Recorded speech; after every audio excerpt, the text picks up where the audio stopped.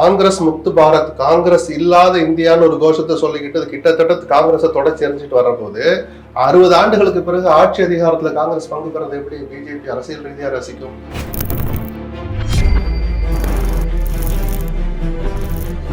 எம்எல்ஏக்களை விலைக்கு வாங்குறது, அந்த ஆட்சியை கவிழ்க்க நினைக்கிறது, ஆதரவு கொடுக்க நினைக்கிறவங்களை போய் பார்த்து ஆதரவு கொடுக்காதீங்கன்னு சொல்றது, இதுதான் இடைஞ்சல். ஒரு எதிர்கட்சி இல்ல, ஸ்டாலினுக்கு இருக்கிற கடமை எடப்பாடிக்கு தான் இருக்கு.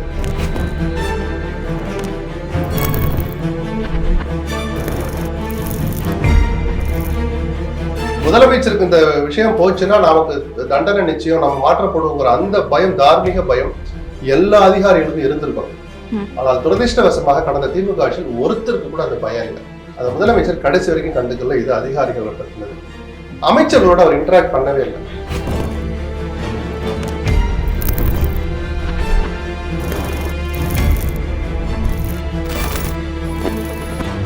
உடனே போய் உளவுத்துறை தப்பு பண்ணிடுச்சு அப்படிலாம் சொல்ல வேண்டாம். அது எதுக்கு நீங்க ரசிச்சீங்க?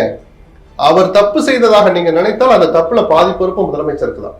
சும்மா அவங்க தப்பா சொல்லிட்டாங்க, சேகர் பாபு பொய்யா சொல்லிட்டாங்க. சேகர் பாபு ஏன் கண்டிக்கல? எதுக்கு அவ்வளவு இடம் கொடுத்தீங்க? அவ்வளவெல்லாம் பண்ண அனுமதிச்சு இன்னைக்கு கொண்டாந்து மொத்தத்தையும் கொண்டு சேகர் பாபுல போட முடியும்? சேகர் பாபுக்கு எதுக்கு அவ்வளவு அதிகாரம் கொடுத்தீங்க?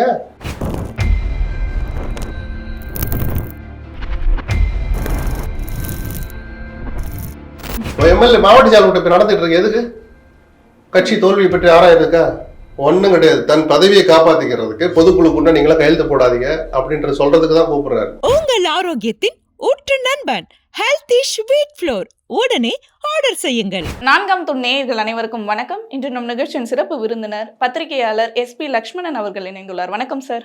வணக்கம். எப்படி இருக்கீங்க சார்? நல்லா இருக்கு. திமுகல தவிக தலைவர் விஜய் அவர்களை நாங்க 6 மாசத்துக்கு எந்த டிஸ்டர்பும் பண்ண மாட்டோம், நீங்க ஆட்சி பண்ணுங்க, அதுக்கடுத்து நாங்க எதனாலும் பண்றோம், எதிர்கட்சியா அவங்க வேலைகளை ஸ்டார்ட் பண்றோம்னு சொன்னாங்க. ஆனா இப்ப இருந்தே எதிர்கட்சியா அவங்க வேலைகளை ஸ்டார்ட் பண்ணிட்ட மாதிரி தான் இருக்கு. இந்த நிகழ்ச்சியில கலந்துக்கிட்ட ஸ்டாலின் அவர்கள் கூட இப்ப நீங்க எங்க தயவுல தான் ஆட்சி நடத்திட்டு இருக்கீங்க, எங்க திட்டங்கள் இருக்கும் வரை திமுக தான் ஆட்சியில இருக்கு, தாவிகா இல்லைன்ற மாதிரி டிஸ்டர்ப் பண்ண மாட்டோங்கிறது ஏதோ நான் வாய மூடி மௌனியா இருப்போங்கிறது அர்த்தம் இல்லை.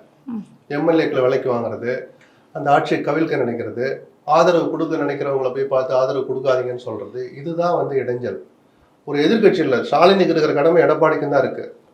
இடதுசாரிகளும் எதிர்கட்சி தான். அவங்க ஆதரவு கொடுத்தா கூட வெளியில இருந்து ஆதரவு தராங்க. இந்த அரசு தப்பு செஞ்சா முதல் நாளே அறிக்கை விட்டாங்களா? ஒரு நியமனம் தப்பு, ஜோதிடர் நியமனத்தை ரத்து பண்ணுன்னு சொன்னாங்களா? அது என்ன அரசியல்? அது இடைஞ்சல் இல்லையா? விஜயனுடைய உணர்வுக்கு மாறா இல்லையா? விஜய் உணர்வு விருப்பப்பட்டு ஒரு முடிவு எடுத்தார், அது தப்புன்னு அவங்களே சொன்னாங்கல்ல. அதுதான் எதிர்கட்சி. அது கூட செய்யக்கூடாதுன்னு இது அரசியல் நடக்காது. அவ்வளவு சுலபமாலாம் இந்த கால அரசியல் கிடையாது. விஜய் அப்படி ஒன்றும் கம்ஃபர்ட்டா இருக்கும்னு நினைச்சுக்க வேண்டாம். அந்த இடைஞ்சல் அதை நினைச்சாலும் அந்த இடைஞ்சல் டெய்லி நடக்கணும். இடித்து உரைக்கலைன்னா எந்த அரசும் சரியா நடக்காது. ஸோ திமுக சொன்னது மௌனமா இருப்போம், வாய்மூடி இருப்போன்றது அல்ல. இந்த மாதிரியான இடைஞ்சல் பண்ண மாட்டோம்னு சொன்னதுதான். அப்ப 6 மாசம் கழிச்சு அவங்க விலைக்கு பேசுவாங்களா சார் எம்எல்ஏக்களுன்னு கேட்காதீங்க. தேவையற்ற குடைச்சலை கொடுக்க மாட்டோங்கிறதுல அதுக்குன்னு ஒரு அர்த்தம் இருக்கு. எனக்கு தெரிஞ்ச அந்த காலகட்டம் இப்போதைக்கு முடிஞ்சிருச்சுன்னு நினைக்கிறேன். மற்றபடி ஒரு அர்த்தமுள்ள அரசியல அவங்களும் பண்ணதானே போறாங்க. விஜய் செய்கிற தவறுகளை சுட்டி காட்டதானே செய்வாங்க. 6 மாசம் நீங்க சொல்ல மாட்டேன்னு சொன்னீங்களே, இப்போ நான் தப்பு செஞ்சா எதுக்கு சொல்லி காட்டுறீங்கன்னா விஜய் கேட்கணும், கேட்பாரா? கேட்டா அது நல்லதா? அர்த்தம் அது அல்ல. ஆனா விஜய் அவர்கள் ஆட்சி அமைத்ததற்கு முக்கிய காரணம் பாத்தீங்கன்னா குழந்தைகள், அப்புறம் இந்த சோசியல் மீடியா, அதாவது இன்ஸ்டால ரீல்ஸ் ஆட்சி தான் நீங்க பண்ணிருந்தீங்க அப்படின்ற ஒரு விமர்சனம் தொடர்ந்து வந்துட்டே இருக்கு. உண்மையாகவே விஜய் அவர்கள் அப்படிதான் ஆட்சி பிடிச்சிருக்காரு நினைக்கிறேன். அதுவும் ஒரு முக்கியமான காரணம். ஆட்சியில் அமர்ந்துட்டார். இனிமேல் அந்த கான்செப்டுக்கு ஒரு முற்றுப்புள்ளி வைக்கணும். விஜய் இந்த தமிழ்நாடு நல்லா இருக்கணும்னு நினைச்சாருன்னா, அவருக்கே பிடிபடாம அப்படி ஒரு வாய்ப்பு இருந்தது, அதை பயன்படுத்திக்கிட்டாங்க. அது அவ்வளவு நல்லதல்ல. ஆரோக்கியமான அரசியலுக்கு அது நல்லதல்ல. வெறும் இன்ஸ்டாகிராம்ல ரீல்ஸ் போட்டு ரீல்ஸ் பார்த்து ஒரு முடிவு எடுத்தாங்கன்னா தமிழ்நாடு அரசியல் என்ன, அந்த அரசியல் நம்ம மேல ஏற்படுத்துற தாக்கம் என்ன, அது நல்லதா கெட்டதா, எதிர்மறையா இருக்குமா நேர்மறையா இருக்குமான்னு ஒரு துளி கூட சிந்திக்காம ரீல்ஸை மட்டுமே பார்த்து என் பேரை சொன்னா, என் பேத்தி சொன்னா, மகன் சொன்னா, வெளிநாட்டுல இருந்து சாப்பிடாமே இருந்து என்கிட்ட சொல்றான், இப்படியெல்லாம் சொல்லி ஓட்டு போட்டவங்களா இருக்கிறாங்க. ஒரு தடவை நடந்துடுச்சு, அதை ரிவோக் பண்றதுக்கு சட்டத்துல இடம் இல்லை. அது அப்படி யோசிக்கவும் கூடாது. இனிமேலாவது அந்த விஜயுடைய அரசியலை நீங்க எல்லாரும் பாருங்கன்னு தான் நம்ம சொல்றோம். ஆட்சியில அமர்ந்துட்டார். அப்படி ஆட்சியில் அமர்ந்த விஜய் எப்படி ஆட்சி பண்றாரு, என்ன செய்யறாரு, என்ன செய்ய தவறுறாரு, எந்த நேரத்துல எதை செஞ்சாரு, செய்ய வேண்டிய நேரத்துல எதை செய்ய தவறினார் அப்படின்னு அவங்க ஓரளவாவது இந்த அரசியலை புரிஞ்சுக்கணும். அப்படி அரசியல் மயமாவதற்கு தன் கட்சி தொண்டர்களானாலும் சரி, ரசிகர்களானாலும் சரி, தான் யாருன்னே தெரியாத அளவுக்கு தன் தொகுதியில எந்த வேட்பாளர் போட்டிடுறான்னு தெரியல, நாம சொன்னதுக்காக விசிலுக்கு ஓட்டு போட்ட பொது மக்கள் இருக்காங்கல்ல, அவங்க நலனுக்காகவாவது விஜயும் இனிமேல் அந்த அரசியலை கொஞ்சம் குறைச்சிக்கணும். நிஜமாவே மக்களுக்கு விழிப்புணர்வு கலந்த அரசியலை புரிய வைக்கிற அரசியலை விஜய் பண்ணணும். ஆனா விஜய் அவர்கள் வெற்றி பெற்றுட்டாரு, ஆட்சியும் அமைச்சிட்டாரு. ஆனா திமுகவுடைய டவுன்ஃபாலுக்கு முக்கிய காரணம் என்னன்னு நினைக்கிறீங்க சார்? பல காரணங்கள் இருக்கு. ஏன்னு ஒரு கேள்வி கேட்காம விட்டுட்டார் முதலமைச்சர். முதல் மாசத்துல இருந்து நான் இந்த வார்த்தையை சொல்றேன். ஒரு ஃபைல் வருதுன்னா என்ன ஃபைலு, எதுக்காக வச்சிருக்கீங்க, இவரை இப்பதானே மாத்தணும், ஏன் திருப்பி அவரை போடுறீங்க அப்படின்ற ஒரு இன்டராக்ஷன் அவர் ரொம்ப ரொம்ப குறைஞ்சு போச்சு. தன் வயதுக்கு மீறி உழைத்தார், 100% உண்மை. அது அதிகாரிகள் சொல்றதை அப்படியே நம்பினார். அது நல்லதல்ல, எந்த தலைவனுக்கும் அது நல்லதல்ல. அதற்கான தண்டனையை தான் இவ்வளவு பெருந்தன்மை மிக்க ஸ்டாலின், தனி மனிதராக இவ்வளவு நல்ல பேர் எடுத்த ஸ்டாலின் அவரே தோக்குற அளவுக்கு போனதுக்கு அதுவும் ஒரு காரணம். ஏன்னா அந்த கொளத்தூர்லயே பாத்தீங்கன்னா பல கிரவுண்ட் ரிப்போர்ட் வந்து பொய்யா தகவல் வந்திருக்கு. அந்த துர்கா ஸ்டாலின் அவர்கள் இல்ல, இவரு ஒரு இன்டராக்ஷன் பண்ணணும். ஒரு தனி மனிதர் கையில எந்த அதிகாரத்தையும் கொடுத்துருக்க கூடாது. அது அமைச்சரானாலும் சரி, அதிகாரியானாலும் சரி, எந்த அதிகாரிக்கும் தனக்கு ஒரு தார்மீக பயம் இருந்துட்டு இருக்கணும். அது பதட்டத்திலே இருக்கணும்னு நான் சொல்லல. நாம் தவறு செய்தால் மாற்றப்படுவோம், முதலமைச்சருக்கு இந்த விஷயம் போச்சுன்னா நமக்கு தண்டனை நிச்சயம், நம்ம மாற்றப்படுவோங்கிற அந்த பயம், தார்மீக பயம் எல்லா அதிகாரிகளுக்கும் இருந்திருக்கணும். ஆனால் துரதிருஷ்டவசமாக கடந்த திமுக ஆட்சியில் ஒருத்தருக்கு கூட அந்த பயம் இல்லை. மாறா அந்த பயமின்மைங்கிற சூழலை தாண்டி மேல ஒரு திமிரும் ஒரு ஆணவ போக்கும் வர ஆரம்பிச்சிடுச்சு சில பல பேருக்கு. அந்த முதலமைச்சர் கடைசி வரைக்கும் கண்டுக்கல. இது அதிகாரிகளை பத்தினது. அமைச்சர்களோட அவர் இன்டராக்ட் பண்ணவே இல்லை. என்னங்க என்ன நடக்குது அப்படின்னா, அமைச்சர்களை பெயர் சொல்லி கூப்பிடுகிற அளவுக்கு, பெயரை சுருக்கி கூப்பிடுற அளவுக்கு நெருக்கமான அமைச்சர்லாம் அவருக்கு இருந்தாங்க. ஆத்மார்த்தமா யாருக்கிட்டையுமே அவர் மனசு விட்டு பேசல. மிகப்பெரிய தப்பா, நான் இன்னைக்கு சொல்லல, தோத்துட்டு உட்கார்ந்துருக்கிறாருலாம் நம்ம மேல போய் விமர்சனம் வைக்கல. அவர் சகல அதிகாரத்தோடு சகல செல்வாக்கோடு 40க்கு 40 ஜெயிச்ச பிறகு, பாராளுமன்ற முடிஞ்ச பிறகு நான் அந்த கருத்தை முன் வச்சேன். இனிமேலாவது அமைச்சர்கள்ட்ட பேசுங்க, இந்த 40க்கு 40 வெற்றியை பெருசா நினைக்காதீங்க, இது ஒரு அலையில வரும். ஏன்னா நடக்கிற தேர்தல் வேற, பிஜேபி எதிர்கொண்டு தமிழ்நாட்டில் மேலோங்கி இருந்தா நாடாளுமன்ற தேர்தல் உங்களுக்கு தான் வெற்றி கிடைக்கும்.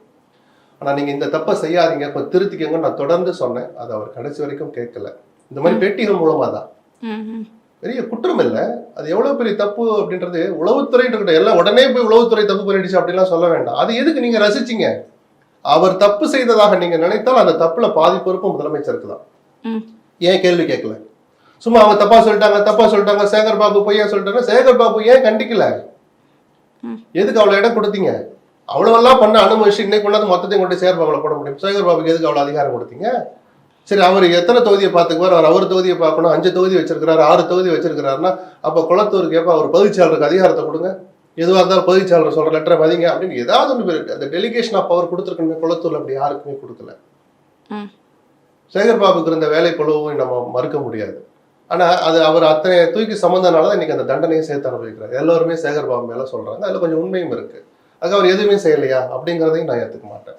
அவரு கடுமையா தான் உழைச்சார், துறையை நல்லா பாத்துக்கிட்டார், ரைட்டு. கட்சி விஷயத்துல மற்ற எல்லோரையும் ஒழிச்சார் அப்படின்னு ஒரு விமர்சனம் அவர் மேல இருக்கு. அது உண்மையா பொய்யான்னு முதலமைச்சர் கூப்பிட்டு கேட்கணும்ல. சென்னை சிட்டியில் நடக்கிற விவகாரம் தானே. மாசு நேர்மையான மனிதர், துறையை நல்லா பார்த்துட்டார், அவர் பார்வையில வச்சுக்குவோம். கட்சி எந்த கதியில இருக்குன்னு அவர் கூப்பிட்டு ஏதாவது ஒரு ஆய்வு நடத்தினாரா? இதுதான் அவர் பண்ண ஒமிஷன். மற்றபடி அவர் குற்றம் செஞ்சார் நம்ம எதுவும் சொல்லலை. செய்ய தவறியதுதான் அவருடைய இந்த தோல்விக்கான காரணமா, இந்த கட்சியினுடைய தோல்வி காரணமா நான் பாக்குறேன். பிளஸ் நகர்பகுதிகளில் மக்கள் அனுபவிச்ச சில கஷ்டங்கள், கவுன்சிலருடைய அராஜகத்தாலையும் திமுக மீது ஒரு வெறுப்பு வந்துச்சு. அதிமுக காலத்துல இது இருந்தது, அதை மேனேஜ் பண்ண முடியல ஸ்டாலின். ஆனா இப்ப திமுகல ஸ்டாலின் அவர்கள் வந்து அந்த தோற்றதால கொளத்தூர்ல இப்ப ராஜினாமா செய்ய போறாரு சேகர் பாபு அவர்கள். அந்த தொகுதியில ஸ்டாலின் அவர்கள் நிக்க போறாரு. அதெல்லாம் இப்ப சரி வராது. இது ஸ்டாலினை மீண்டும் வேதனைக்குள்ளதான் தள்ளும். அமைதியா அவர் ஒதுங்கி இருந்து கட்சியை சீரமைக்கிற வேலையில இருக்கணும்னு தான் நான் பாக்குறேன். திருச்சி கிழக்குல கூட ஒரு தீர்மானம் போட்டாங்க, ஸ்டாலின் இங்க போட்டியிடணும்னு. எது அவரை திருப்பி அவரோட கவுத்து விடுறதுக்கா? இப்ப பட்ட வேதனை போதாதா? பதவியை தேடி அலைகிற நபர் அல்ல ஸ்டாலின். பதவி இருந்தாலும் இல்லைனாலும் அவர் வேலையை பார்த்துதான் இருப்பார். அவருக்கு ஒரு ஆறுதல் தரணுங்கிற நோக்கத்துல கூட அன்பில் மகேஷ் அப்படி ஒரு தீர்மானத்தை போட்டிருக்கலாம். அவருடைய நோக்கத்தை தப்பு சொல்லலை, பட் அது தப்பா தான் போய் முடியும். ஸ்டாலினும் அதை விரும்ப மாட்டார். அவர் இந்த ஓய்வு நேரத்தை அவருடைய உடல்நிலையை நல்லா பார்த்துக்கிட்டோம், கட்சியை சீரமைக்கிறதுல பண்ணட்டும். அதை எல்லா கருத்துக்களையும் நானே படிப்பேன்னு சொல்றாருல, போர்ட்டல் ஓபன் பண்ணிக்கிறாங்க. அது எல்லாரும் எழுதட்டும், படிக்கட்டும், நேர்மையோட வெளிப்படைத்தன்மையோட சில நடவடிக்கைகள் எடுத்து சீரமைப்பு வேலைகளை செய்யட்டும். அதுல கவனம் இருந்தாலே போதும். அப்ப அவங்க தோல்வியை ஒப்புக்கொண்டு ரியலைஸ் பண்ணி அதை ரீபில்ட் பண்ணிட்டு இருக்காங்களா சார் திமுக? பண்ணுனா நல்லது, அதுதான் அந்த வேலையை ஆரம்பிச்சிட்டாங்களே, அதை தான் அதிமுகவும் செய்யணுங்கிறோம். இவர் அதை பத்தி பேசவே கூடாதுங்கிறார். இப்போ எம்எல்ஏ மாவட்ட செயலர்கிட்ட போய் நடந்துட்டு இருக்கு, எதுக்கு? கட்சி தோல்வியை பற்றி ஆராயிருக்கா? ஒன்றும் கிடையாது. தன் பதவியை காப்பாற்றிக்கிறதுக்கு பொதுக்குழு கூட நீங்களாம் கையெழுத்து போடாதீங்க அப்படின்ற சொல்றதுக்கு தான் கூப்பிடுறாரு. ஒற்றுமையா இருக்க பேசுங்க. இந்த கட்சியை திருப்பி மீட்டு எடுத்துட்டு வர்றது எப்படின்னு அதை பத்தி ஆலோசிக்கணும்ல. அதுல ஒரு குரூப்பை வெளியே தள்ளிட்டு எல்லாரையும் பதவி விட்டு நீக்கிட்டு எப்படி நீங்க கட்சியை ரீபில்ட் பண்ணுவீங்க? ஸோ அந்த வேலையில அதிமுகவும் கவனம் செலுத்தணும். யார் வேணாலும் தலைமை பொறுப்புல இருந்துட்டு போங்க. இருக்கிற சூழலுக்கேற்ப முடிவெடுத்து பிளவை தடுத்து ஒரு ஆரோக்கியமான அரசியலை முன்னெடுத்தால் அதிமுகவுக்கும் மறுவாழ்வு இருக்கு. ஆனா ஸ்டாலின் அவர்கள் பேசினதுல முக்கியமா இதை கவனிக்கணும் சார். என்னன்னா இப்போ ஜென்சி அலை வந்து தாவேக்கால பயங்கரமான ஒரு ரோல் பண்ணுச்சுன்னே சொல்லலாம். இப்போ அதே அந்த ஜென்சி அலை அதான் இளைஞர்களை நம்ம பக்கம் கொண்டு வரணும், இன்னும் நம்ம இளைஞரணியா பெருசாக்கணும்ன்ற மாதிரி ஒரு முடிவு எடுத்திருக்காங்க. முதல் வாரமே முதல் மாசமே ரொம்ப பதட்டப்பட வேண்டியது இல்லை. அதான் சொன்ன தோல்வி கொடுத்த அந்த அதிர்ச்சியின் காரணமா வர்ற அந்த பபுள் மாதிரி தான் அது. அந்த அலை அப்படியே ஒரு கள்ளத்துக்கு போட்டா குளத்துல வட்ட வட்டமா வரும்ல, அந்த மாதிரியான உணர்வு தான் இதெல்லாம். ரொம்ப பதட்டப்பட வேண்டியதில்லை. விஜய் எப்படி அரசியலை முன்னெடுத்தார், அதுக்கு எப்படி பதிலடி தர்றதுன்னு எல்லோருமே முயற்சி பண்ணணும். திமுக அது முயற்சி பண்ண தப்பு இல்லை. இதை செய்யுங்க அதை செய்யுங்கன்னு சொல்லாம முதல்ல கட்சியை சீரமைக்கிற வேலையில அவர் இறங்கணும். அந்த 6 மாசம் டைம் கொடுத்தார் இல்லையா விஜய்க்கு, 6 மாசம் அவர் ஆட்சி பண்ணட்டும், தவறுகள் நடந்தா மட்டும் சுட்டி காட்டட்டும். அது ஏன் செய்யல இது ஏன் செய்யலன்னு அதுதான் குடைச்சல்ல, அது ஒரு வகை. அதை நம்ம செய்ய மாட்டோம்னு சொல்லிக்கிறார். அதுல கிடைக்கிற நேரத்தை கட்சியை சீரமைக்கிற வேலையில பார்க்கட்டும். ஆனா உதயநிதி அவர்கள் சொல்லியிருக்காரு, இந்த கட்சியை பத்தி நீங்க போக போக தெரிஞ்சுப்பீங்க, அவங்கள பத்தின உண்மைகள்லாம் தெரிய வரும்ன்ற மாதிரி ஒரு கருத்தை முன் வச்சிருக்காரு. என்னன்னா என்ன உண்மை நான் சொன்ன தெரியுமா, டக்குன்னு போனாங்க, வேட்புமனு தாக்கல் பண்ணாங்க, பிரச்சாரமே முழுசா பண்ணல, ஜெயிச்சுட்டு வந்துட்டாங்க. மக்கள் அதை பத்தி கவலைப்படல. உங்க எம்எல்ஏ யாரும் போய் கேட்டு பாருங்க, விசிலுக்கு ஓட்டு போட்டுருப்பாங்க, எம்எல்ஏ பேரை கேட்டா தெரியாது. பல ஆயிரம் பேர் அப்படி ஓட்டு போட்டிருக்காங்க. இது ஜனநாயகத்துக்கு நல்லதே இல்லை. விஜய்க்கு ஓட்டு போட்டிங்கன்னு நான் கேட்கல. குறைஞ்சபட்சம் ஒரு மனசை செலுத்தி அவன் பேர் என்ன படிச்சிருக்காப்புல, நாளைக்கு ஒரு பணம் கொடுக்கணும், எங்க போய் கொடுப்பீங்க? எம்எல்ஏ எங்க போய் கேட்டுவீங்க? ஸோ அப்படி மக்கள் தெரிஞ்சும் தெரியாமலும் போட்டதை எடுத்துக்கிட்டு, அதான் நான் விஜய்க்கு ஒரு அட்வைஸ் பண்ணேன். நீங்க எம்எல்ஏக்கள் மக்களை தேடி இப்போ போகணும். தொகுதியோட எல்லை என்ன கூட பல எம்எல்ஏகளுக்கு தெரியாது. தாவேக்கா நக்கலா சொல்லலை, உண்மை அதுதான். அவனுக்கு அது என்ன கூட தெரியாது. பெட்டிஷன் வந்தா எந்தெந்த பெட்டிஷனை யாருக்கு அனுப்பணும் தெரியாது. இதையெல்லாம் அதுதான் உதயநிதி வேற ஆங்கிள் சொல்றாரு. அவங்களுக்கு என்ன செய்யணும்னே தெரியாது, அவங்களே தப்பு செய்வாங்க, பொறுத்திருப்போம்னு சொல்றாரு. இதுக்கு இடம் கொடுக்காம விஜய் அவங்களுக்கு ஒரு கிராஸ் கோர்ஸ் மாதிரி நடத்தணும். எம்எல்ஏக்களுக்கு என்ன பண்ணணும், ஒரு மனு வந்தா யாருக்கு கொடுக்கணும், உங்களுக்கு இருக்கிற அதிகாரம் என்ன, நேராக போய் டாஸ்மாக் கடையில் போய் கேட்டை போட்டு ஆட்டுறது உங்க வேலை இல்லை. அதுல தப்பு நடந்தா போய் எம்எல்ஏங்கிற முறையில கேட்கலாம், அந்த வசூலை என்ன கொடுங்கிறது. அதிகாரம் இல்லாத இடத்துல போய் ஆய்வு பண்றது, தாசில்தார் ஆஃபீஸ்க்குள்ள போய் எம்எல்ஏ ஆய்வு பண்ண முடியாது. தாசில்தாரை கூப்பிட்டு சில மனு வந்தா ஃபார்வர்ட் பண்ணலாம். ஏன்னா நீங்க மக்கள் பிரதிநிதி, அவங்க அரசு அதிகாரிகள். அந்த எல்லை எது, இதெல்லாம் அவங்களுக்கு சொல்லிக் கொடுக்கணும். அப்படி சொல்லிக் கொடுக்குற வரைக்கும் நடக்கிற தவறுகளை நம்ம வேடிக்கை பார்ப்போம்னு உதயநிதி சொல்றாரு. அவங்களே அம்பலப்படுவாங்கன்னு அவர் ஒரு அரசியலை சொல்றாரு. அதனால தானா நம்ம கிட்ட திரும்பி வந்துருவாங்க. திரும்பி வருங்கிறது அர்த்தம் இல்ல, அவங்க அம்பலப்படட்டும். ஒரு அரசியலா பாக்குறாங்க, அவ்வளவுதான். ஆனா அடுத்த 5 வருடம் தாவேக்கா ஆட்சிக்கு ஏதாவது ஆபத்து இருக்கா, இல்ல அவங்க வந்து 6 மாசத்துக்கு இல்ல, நம்ம இதை பத்தியே பேசிட்டு இருக்கோம். பிஜேபி என்ன பார்வை பார்ப்பாங்கன்னு அதையும் நம்ம கவனிக்கணும். வேலுமணி அன்கோ அமைச்சரவையில சேர்றாங்களா, அதை பிஜேபி அனுமதிக்குதா, ரசிக்குதா? அப்படி சேர்ந்த பிறகு அவர்களை விட்டு வைக்கிறாங்களா, இல்ல அவர்களை தங்கள் ஆயுதமாக பயன்படுத்தி தாங்கள் நினைக்கிற சில விஷயங்களை அமல்படுத்துறதுக்கு அவங்கள ஒரு கருவியா பயன்படுத்திக்க போறாங்களா அப்படின்னு பல விஷயங்கள் இருக்கு. இன்னைக்கே எல்லாத்துக்கும் பதில் கிடையாது. பொறுத்திருந்து பார்ப்போம். இந்த அரசுக்கு 6 மாதங்களுக்கு ஆபத்து இல்லை. அதுக்கு அடுத்து என்னன்றது ஆமா நடக்கதானே நம்மளும் புரிஞ்சுக்க முடியும். பிஜேபி பண்ண போற சேஷ்டைகள் பண்ணுவாங்களா, பண்ண மாட்டாங்களா, குடைச்சல் யாருக்கு கொடுக்க போறாங்க அப்படின்னு நான் பொறுத்திருந்து பார்க்கணும்ல.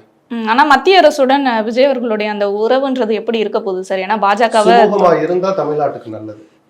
மற்றபடி PM ஸ்ரீ பள்ளிகள் விஷயத்துல நாங்க இருமொழி கொள்கையில உறுதியா இருக்கிறோம்னு பள்ளிக்கல்வி அமைச்சர் சொல்லியிருக்கிறார். அந்த கொள்கையை சொல்லிட்டு PM ஸ்ரீல நிதியை வாங்குறதுக்காக கையெழுத்து போட்டோம்னு சொல்லி பணிஞ்சு போறாங்களா, இல்ல கடைசி வரைக்கும் அது உறுதியான எதிர்க்கிறாங்களா, இதெல்லாம் நம்ம பார்த்துட்டு தான் விமர்சிக்க முடியும். அந்த சந்திப்பானது நடக்குமா? மோடி அவர்களும் விஜய் அவர்களும் அது சம்பிரதாயமான சந்திப்பு. 5 மாநில முதலமைச்சர்களும் போய் பார்க்க தானே போறாங்க. அப்ப இவரும் போய் பார்ப்பார்ல, அதுல ஒண்ணு தப்பு. அதுக்கு அரசியலுக்கு சம்பந்தம் இல்லை. ஊட்டி அறைகளுக்குள்ள என்ன நடக்குன்னு நமக்கு தெரியாது. சந்திக்க போறதே போய் சரணடையதான், சந்திக்க போறதே ஒரு வாளோட போறாரு, மோடியோட போர் புரியதான் அப்படின்னு ரெண்டுமே பார்வை பார்க்க வேண்டாம்.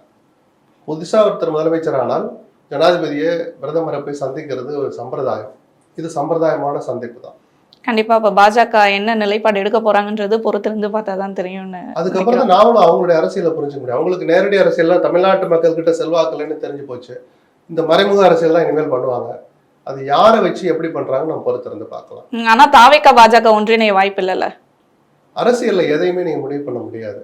இப்போ அந்த ஒரு வார கூத்துல திமுக அதிமுக இணைஞ்சு ஒரு முடிவு எடுப்பாங்கன்னு யாராவது எதிர்பார்த்தமா? அரசியல்ல எதுவும் சாத்தியம்தான். ஏன் சொல்லுங்க? வெட்கம் கெட்டதுதான் அரசியல். வெட்கம் இல்லைன்னா எதுவும் செய்வாங்க துணிஞ்சு. காங்கிரஸ் பிஜேபியும் இணையாதே தவிர இடதுசாரிகள் பிஜேபி அரசோடு ஒரு அங்கம் வகிச்சு ஒரு இணைஞ்சு செயல்பட வாய்ப்பு இல்லையே தவிர மற்ற எதுவும் சாத்தியம்தான். யார் எது சொன்னாலும் நம்பாதீங்க. ஆனா இப்ப காங்கிரஸ் தாவேகா கூட சேர்ந்திருக்கு இல்லையா சார், அது வந்து விஜய் அவர்களுக்கு ஏதாச்சும் ஒரு பின்னடைவை ஏற்படுத்துமா இல்ல அது பலம் தானா? பிஜேபியினுடைய கோபத்துக்கு அதுவும் ஒரு காரணமாக இருக்கலாம். கோபம் வந்தால் காங்கிரஸ் முக்து பாரத், காங்கிரஸ் இல்லாத இந்தியான்னு ஒரு கோஷத்தை சொல்லிக்கிட்டு அது கிட்டத்தட்ட காங்கிரஸை தொடர்ச்சி எறிஞ்சிட்டு வரபோது 60 ஆண்டுகளுக்கு பிறகு ஆட்சி அதிகாரத்துல காங்கிரஸ் பங்கு பெறது எப்படி பிஜேபி அரசியல் ரீதியா ரசிக்கும்? ஸோ அதுவும் ஒரு காரணமாக இருக்க வாய்ப்பு இருக்கு. விஜயனுடைய அரசுக்கு எதிராக பிஜேபி ஏதாவது செய்தார். கண்டிப்பாக சார், ரொம்ப அழகா தெளிவா எங்களுக்கு எல்லா கேள்விகளுக்கும் பதில் அளிச்சிங்க. தொடர்ந்து பல நிகழ்வுகளை பற்றி பேசுவோம் சார். நன்றி. நன்றி.